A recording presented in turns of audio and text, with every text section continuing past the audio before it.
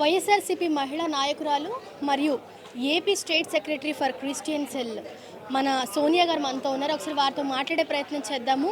అట్టడుగు వర్గాల యొక్క ఆశాజ్యోతి డాక్టర్ బిఆర్ అంబేద్కర్ రాజ్యాంగ నిర్మాత అయినటువంటి ఆయన యొక్క కాంస్య విగ్రహ ఏర్పాట్లు, అలాగే ఇప్పుడు ఇందిరాగాంధీ స్టేడియంలో అయితే మనం ఉన్నాము.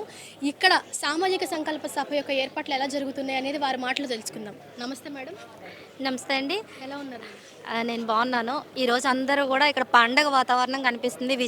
విజయవాడ నడిబొడ్డున డాక్టర్ బిఆర్ అంబేద్కర్ గారి స్టాచ్యూ, అది దేశం కాదు ప్రపంచమే గర్వించదగ్గ ఒక చరిత్రలో నిలిచిపోయే ఈవెంట్ని మన గౌరవనీయులు ముఖ్యమంత్రి వర్యులు జగన్మోహన్ రెడ్డి గారు దీన్ని ఇక్కడ స్థాపించడం ఇంచుమించు 400 కోట్లతో ఇంత చక్కటి విస్తీర్ణంలో నడిబొడ్డున అంబేద్కర్ విగ్రహాన్ని, డాక్టర్ బిఆర్ అంబేద్కర్ విగ్రహాన్ని నెలకొల్పడం అన్నది అది చరిత్రలో చిరస్థాయిగా నిలిచిపోయే ఈవెంట్ని మన ముఖ్యమంత్రి గారు తీసుకున్నారు.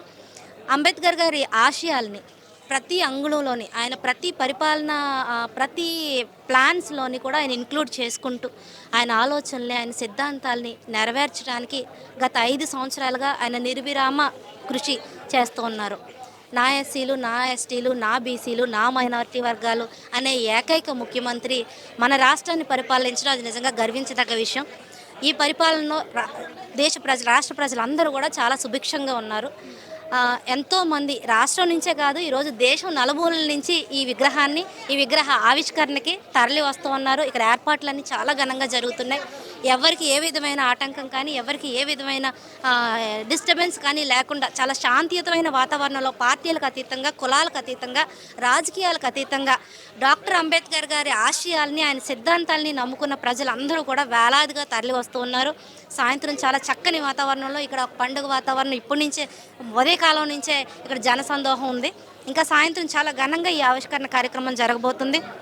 రాష్ట్ర నాయకులు, రాష్ట్ర ప్రజలు, దేశ నాయకులు, దేశ ప్రజలు, ప్రపంచంలో ఉన్న ప్రజలందరూ కూడా ఈ రోజుని 19వ తారీఖు ఈ రోజు మనం మర్చిపోలేని రోజు. ఇట్టి చక్కని కార్యక్రమాన్ని, చక్కని ఆవిష్కరణని జరిగిస్తున్న గౌరవనీయులు ముఖ్యమంత్రి వర్యులు జగన్మోహన్ రెడ్డి గారికి ప్రత్యేకంగా మా వందనాలు తెలియజేస్తూ ఉన్నాం. రాష్ట్ర ప్రజలందరూ కూడా ఇంకా సుభిక్షంగా ఉండడానికి చక్కని పరిపాలన ఆయన రాబో 5 సంవత్సరాల్లో కూడా మనకు అందించాలని ప్రజలందరూ కోరుకుంటూ ఉన్నారు. ఎన్నికల సమయంలో ఎంత చక్కని నిర్ణయాన్ని ఆయన్ని గౌరవిస్తూ దేశం అంతా కూడా మనం అందరం కూడా గౌరవించే